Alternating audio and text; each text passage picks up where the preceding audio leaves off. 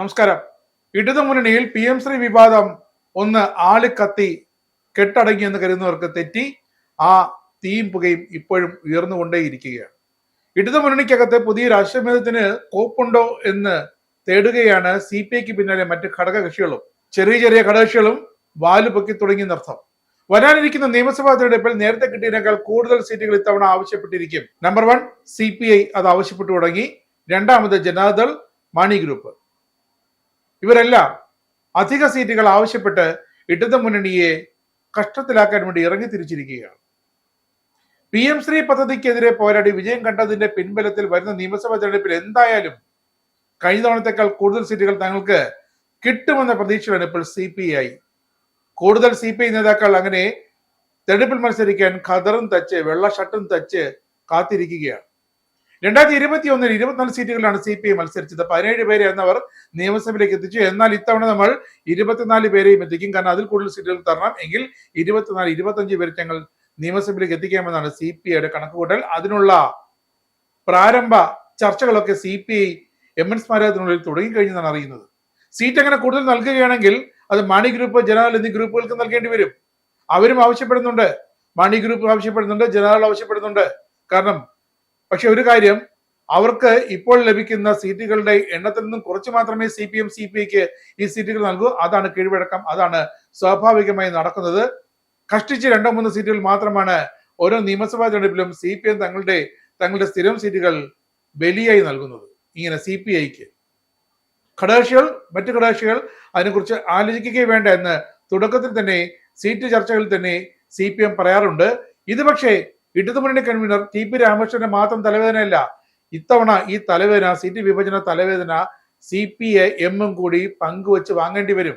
ഇതൊരുമാതിരി പണ്ട് തറവാട് ഭാഗം ചെയ്യുമ്പോൾ ബന്ധുക്കൾ കഴുക്കോല് മുതൽ കിണ്ടി വരെ അടിച്ചുകൊണ്ടുപോകുന്ന അതേ സമ്പ്രദായമാണ് ഇപ്പോൾ. ഒരു സീറ്റോ ഒരു മണ്ഡലമോ ഒന്നും തങ്ങൾക്ക് ആർക്കും വിട്ടുകൊടുക്കാനായില്ലെന്ന് സി പി എം പറയും, സി പി ഐ പറയും, ജനതാദളും മാണി ഗ്രൂപ്പും പറയും. എന്തായാലും മാണി വിഭാഗത്തിന് കോട്ടയം, ഇടുക്കി ഭാഗങ്ങളിലാണ് ഒരു അല്പം അപ്പർ ഹാൻഡ് ഉള്ളത്. അതുകൊണ്ട് അത് തങ്ങളുടെ കുത്തക സീറ്റാണെന്ന് അവർക്ക് തുറന്ന് ആവശ്യപ്പെടാം മുന്നണിയിൽ. പക്ഷേ മറ്റു ജില്ലകളിലെ മറ്റു സീറ്റുകളുടെ കാര്യത്തിൽ സി പി എമ്മും സി പി ഐയും ജനതാദളും തമ്മിൽ, പ്രത്യേകിച്ച് തലസ്ഥാനത്തടക്കം, നല്ല പൊരിഞ്ഞ അടിയാകും ഇനി നടക്കാൻ പോകുന്നത്. എന്തായാലും സി പി എമ്മിന്റെ നേതാക്കൾ സി പി ഐയെ തട്ടി മുട്ടുകാലിൽ ഇരുത്തി.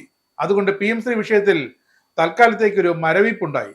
പക്ഷെ ആ മരവിപ്പ് എന്നും അങ്ങനെ മരവിച്ച് തന്നെ ഇരിക്കണമെന്നൊന്നുമില്ല.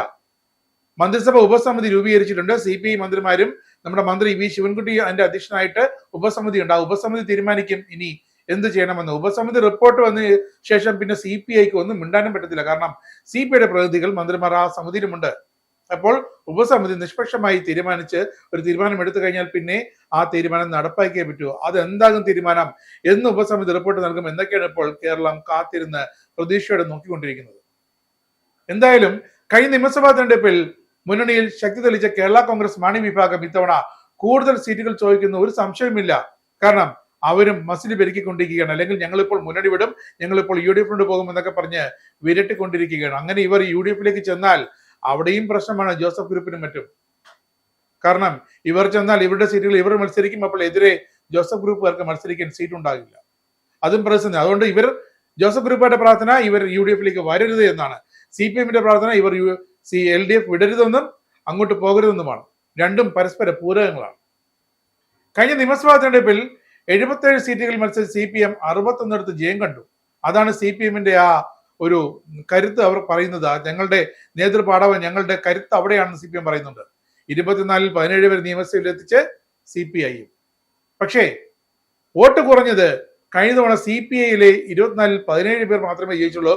ബാക്കിയുള്ളവർ പരാജയപ്പെട്ടത് കൊണ്ടാണ് കഴിഞ്ഞ തവണ ഇടതു മുന്നണിയുടെ വോട്ടിംഗ് ശതമാനത്തിൽ ഒരു ഇടിവുണ്ടായതെന്നാണ് മുന്നണി യോഗം വിലയിരുത്തിയത്. അത് ഇത്തവണ ആ റിപ്പോർട്ട് ഒടി തട്ടിയെടുത്ത് C P M C P ഐക്കെതിരെ പ്രയോഗിക്കാൻ നല്ല സാധ്യതയുണ്ട്. എന്തായാലും സി പി ഐയുടെ ആ പി എം ശ്രീ ഇഫക്ട് കേരളത്തിൽ ആ മരവിപ്പ് തുടങ്ങിക്കഴിഞ്ഞു.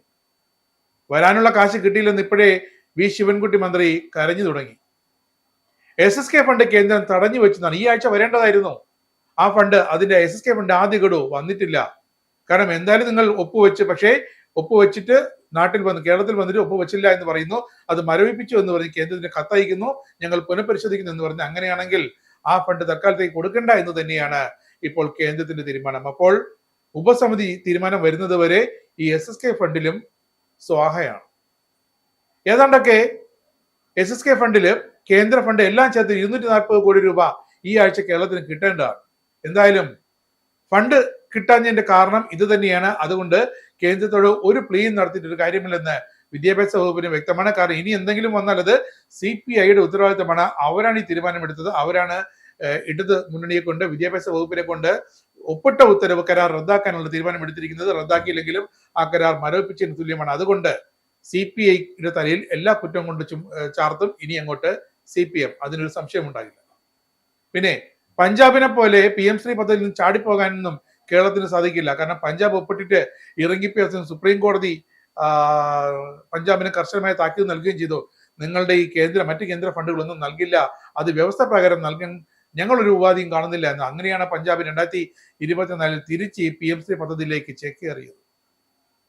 എന്തായാലും നയപരമായ തീരുമാനമായതിനാൽ കേരളത്തിന് അല്പം കൂടെ സാവകാശമുണ്ട്.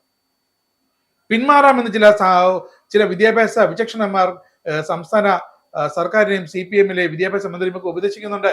ധാരണാപത്രത്തിൽ ഒപ്പിട്ട്, പക്ഷേ അത് പ്രകാരം കാശൊന്നും കിട്ടിയിട്ടില്ല.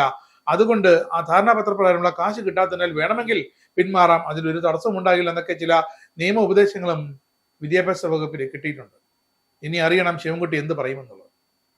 എന്തായാലും AKG സെന്റർ ഒന്ന് ഉണർന്ന് പ്രവർത്തിക്കാൻ ഈ ഒരു തീരുമാനം കൊണ്ടായി. കാരണം AKG സെന്ററിൽ ഇത്രയും കാലം CPM പ്രതിനിധികളും CPMന്റെ സംസ്ഥാന സമിതി യോഗവും സെക്രട്ടറി യോഗവും ഒക്കെയാണ് നടന്നു വന്നിരുന്നത്. ഇനിയിപ്പോൾ AKG സെന്റർ കേന്ദ്രമാക്കി CPM CPI യോഗങ്ങളും ആഴ്ചതോറും നടക്കും. ആരാണത് മുന്നോട്ട് വെച്ചത്? നമ്മുടെ മുഖ്യമന്ത്രി പിണറായി വിജയൻ. കാരണം എന്താണ്? ഇനി ഞങ്ങളൊന്നും അറിഞ്ഞില്ലേ രാമനാരായണ എന്ന് പറഞ്ഞ് CPIക്കാർ ഇരിക്കരുത്. അതുകൊണ്ട് എന്ത് വിഷയമുണ്ടെങ്കിലും ആഴ്ചതോറും എല്ലാ ആഴ്ചയും അവസാനം നേരെ AKG സെന്ററിന്റെ പുതിയ കെട്ടിടത്തിലേക്ക് വന്നുകൊള്ളണം. അവിടെ വന്നിരുന്ന് ചർച്ച ചെയ്യണം. അങ്ങനെ ചർച്ച ചെയ്യുമ്പോൾ നിങ്ങൾക്ക് പറയാനുള്ളത് നിങ്ങൾക്ക് പറയാം, ഞങ്ങൾക്ക് പറയാനുള്ളത് ഞങ്ങൾ പറയും. പിന്നെ പുറത്തിറങ്ങി ചാനലുകാരെ കാണുമ്പോൾ ഞങ്ങൾ അതൊന്നും അറിഞ്ഞില്ലേ രാമനാരായണ എന്ന് ആവർത്തിക്കരുതെന്ന് മുഖ്യമന്ത്രി പിണറായി വിജയൻ ബിനോയ് വിശ്വത്തിന്റെ മുഖത്ത് നോക്കി തന്നെ ഒരു വാർണിംഗ് കൊടുത്തിട്ടുണ്ട്. അതുകൊണ്ട് ഇനി CPM CPI ഉപേക്ഷ ചർച്ചകൾ എന്തായാലും വ്യക്തമായി 2 ആഴ്ചയിൽ ഒരിക്കലെങ്കിലും AKG സെന്ററിൽ നടക്കുമെന്ന് നമുക്ക് ഉറപ്പിക്കാം. കാരണം ഇതിനു മുമ്പ് കാനൻ രാജേന്ദ്രൻ CPIയുടെ സംസ്ഥാന സെക്രട്ടറി ആയിരുന്നപ്പോൾ ഇതേപോലൊരു വിഷയത്തിൽ CPMും CPIയും തമ്മിൽ നിരന്തരം ചർച്ചകൾ നടക്കുമായിരുന്നു. പക്ഷെ അന്ന് CPIക്കുള്ളിൽ ഇതിനെതിരെ ഉയർന്നൊരു വാദം കാനം രാജേന്ദ്രൻ CPMന്റെ കുഞ്ഞനുജനായി വാലാട്ടി നിൽക്കുന്നു എന്നായിരുന്നു. CPM എന്ത് പറയുന്നു, കാനം രാജേന്ദ്രൻ അതനുസരിക്കുന്നു എന്നൊരു വാദം. കാരണം എല്ലാ ആഴ്ചയും ഇവർ തമ്മിൽ ചർച്ച നടത്തുന്നുണ്ട്. കാര്യങ്ങളെല്ലാം പാർട്ടി സെക്രട്ടറിയും സംസ്ഥാന കൗൺസിലും ഒക്കെ CPI കൗൺസിലും ഒക്കെ വ്യക്തമായി അറിയുന്നുണ്ട്. അതുകൊണ്ട് തന്നെ പ്രശ്നങ്ങളെ കുറിച്ച് അവെയർ ആകാതെ ഇരിക്കുന്നില്ല CPM CPIക്കാർ. അതുകൊണ്ട് ഇരുവരും ചർച്ച ചെയ്യുന്നു. അങ്ങനെ ഒരു ആരോപണം ഉണ്ടെങ്കിലും ഇത്തവണയും വീണ്ടും ആ ദ്വികക്ഷി ചർച്ചകൾ പൊടിതട്ടിയെടുക്കാൻ ഇപ്പോൾ പിണറായി വിജയൻ മുൻകൈ എടുത്ത് തീരുമാനമെടുത്തിരിക്കുകയാണ്. എന്നിട്ട് പിണറായി വിജയൻ എങ്ങോട്ട് പോയി? പിണറായി വിജയൻ പതിവ് പോലെ തന്റെ ഒരു മാസം നീളുന്ന വിദേശ പര്യടനത്തിനിടയ്ക്ക് വന്ന് ഈ പ്രശ്നങ്ങൾ അറ്റൻഡ് ചെയ്യുന്നു, പ്രശ്നങ്ങൾ തീർക്കുന്നു. ഇത്തവണ പിണറായി വിജയൻ കുവൈറ്റിൽ നിന്ന് വന്നിട്ട് ഈ പ്രശ്നം തീർത്ത് നമ്മുടെ PM ശ്രീ വിഷയം ഒരുവിധം ചർച്ച ചെയ്ത് തീർക്കുന്നു. എന്നിട്ട് തിരികെ കഴിഞ്ഞ ദിവസം ഖത്തറിലേക്ക് പോയിരിക്കുന്നു. അവിടെ നോർക്കയുടെയും നമ്മുടെ ലോ കേരള സഭയുടെയും ഒക്കെ നേതൃത്വത്തിൽ പ്രവാസികളുമായുള്ള സംഗമം, വിവിധ പരിപാടികൾ. അങ്ങനെ മുഖ്യമന്ത്രി പിണറായി വിജയൻ ഇവിടുത്തെ തീയും പുകയുമൊക്കെ കെട്ടടങ്ങിയ ശേഷം ദോഹയിൽ ചെന്ന് പറഞ്ഞത് കേരള ചരിത്രത്തിലെ പുതുമയായിരുന്നു ഞങ്ങളുടെ തുടർ ഭരണമെന്ന്. വീണ്ടും ഇടത് സർക്കാർ തന്നെ ഭരണത്തിൽ വരുമെന്നും അങ്ങനെ വന്നാൽ മാത്രമേ പ്രവാസികൾക്ക് എന്തെങ്കിലും ഗുണമുണ്ടാകൂ കേരളത്തെ കൊണ്ടെന്നും പിണറായി വിജയൻ അവിടെ ചെന്ന് പറഞ്ഞ് ഫലിപ്പിച്ചിട്ടുണ്ട്. അമേരിക്കയെ വെല്ലുന്ന നേട്ടം കേരളം ഉണ്ടാക്കി എന്ന് വരെ പിണറായി വിജയൻ പറഞ്ഞിട്ടുണ്ട്. അസാധ്യമായ പലതും കേരളം സാധ്യമാക്കിയെന്നും ഒന്നും സർക്കാരിന് മുന്നോട്ട് പോകുന്നതിന് തടസ്സമായിട്ടില്ലെന്നും രാഷ്ട്രീയ പ്രശ്നങ്ങളല്ല, മറ്റ് സാമ്പത്തികമായ ഒന്നും കേരളത്തിന്റെ വികസനത്തിന് മുന്നോട്ട് പോക്കിന് തടസ്സമായിട്ടില്ലെന്നും വിഴിഞ്ഞ പദ്ധതി അടക്കം കാണിച്ചുകൊണ്ട് കേരളത്തിലെ ഉയർന്നു വരുന്ന റോഡുകൾ, 4 വരി പാതകളടക്കം കാണിച്ചുകൊണ്ട് പിണറായി വിജയൻ അവിടെ ഘോരഘോരം പ്രസംഗിച്ചിട്ടുണ്ട്. എന്തായാലും ആഴ്ചകൾ നീണ്ട ഒരു വിവാദം. അങ്ങനെ മുഖ്യമന്ത്രി എല്ലാ സമവായ ചർച്ചകളുമെല്ലാം പൂർത്തിയാക്കി ഖത്തറിലേക്ക് പോകുമ്പോൾ ഇവിടെ മുഖ്യമന്ത്രിക്കൊപ്പം ഈ PM ശ്രീ വിവാദത്തിൽ ഒപ്പം മുഖ്യമന്ത്രി വലങ്കയ്യനായി നിന്ന, ഒരുപക്ഷെ മുഖ്യമന്ത്രിക്കൊപ്പം മുന്നിൽ നിന്ന പൊതുവിദ്യാഭ്യാസ മന്ത്രി നമ്മുടെ V ശിവൻകുട്ടി, അദ്ദേഹം ഇപ്പോൾ കഴിഞ്ഞ ദിവസം വളരെ ഖേദത്തോടെ വിഷമത്തോടെ ഒരു കാര്യം പറഞ്ഞു. CPIക്കാർ തന്നോട് കാണിച്ചു ശരിയല്ല. മന്ത്രിയുടെ കോലം കത്തിച്ചു CPIയിലെ കുട്ടി സഖാക്കൾ, ASFകാർ. PM ശ്രീയിൽ മന്ത്രി ശിവൻകുട്ടി ഇടപെട്ടു. മന്ത്രി ശിവൻകുട്ടിയുടെ ഒരൊറ്റ നിലപാടിലാണ് PM ശ്രീ കരാർ വാസുകി IAS ഡൽഹിയിൽ ചെന്ന് ഒപ്പിട്ടത് എന്നറിഞ്ഞപ്പോൾ ആദ്യം അവർ ചെയ്തത് സ്വന്തം മുന്നണിയിൽപ്പെട്ട സ്വന്തം മുതിർന്ന ഘടകകക്ഷിയായ CPM-ലെ വിദ്യാഭ്യാസ മന്ത്രി ശിവൻകുട്ടിയുടെ ഒരു കോലമുണ്ടാക്കി തീ കൊളുത്തുകയായിരുന്നു. പിന്നെ ഭക്ഷ്യമന്ത്രി GR അനിലിന്റെ വാക്കുകൾ, താൻ GR അനിലിൽ നിന്നും ഇത്രയോ കണ്ട് പ്രതീക്ഷിച്ചില്ല എന്നാണ് ഇപ്പോൾ ശിവൻകുട്ടി പറഞ്ഞത്. എന്തായാലും മന്ത്രിക്ക് അതിൽ വളരെ വിഷമമുണ്ട്. കാരണം തന്റെ ഘടകകക്ഷിയായ, ഏറ്റവും അടുത്ത ഘടകകക്ഷിയായ, ഏറ്റവും കൂടുതൽ താൻ ഇടപെട്ടുകൊണ്ടിരുന്ന, താൻ MN സ്മാരകത്തിൽ വരെ പോയി ചർച്ച ചെയ്ത ആ CPI-ക്കാർ, അവരുടെ വിദ്യാർത്ഥി യുവജന സംഘടനകൾ തനിക്കെതിരെ കോലം വരെ കത്തിച്ചതിൽ ഞെട്ടിപ്പോയി എന്നാണ് മന്ത്രി പറഞ്ഞത്. എന്തായാലും CPI-ക്ക് ഇടതു മുന്നണിയിൽ പിണറായി വിജയനേക്കാൾ വലിയൊരു ശത്രുവിനെ ഉണ്ടാക്കിയെടുക്കാനായി ശിവൻകുട്ടി എന്നാണ് ഈ സംഭവം തെളിയിക്കുന്നത്. അതിന്റെ പ്രത്യാഘാതങ്ങൾ ഭാവിയിൽ കൊണ്ടുമൊക്കെ അറിയുമെന്ന് ബിനോയ് വിശ്വത്തെയും CPI-യും ആരെങ്കിലുമൊക്കെ എന്ന് പറഞ്ഞ് മനസ്സിലാക്കിയാൽ നന്നായിരുന്നു.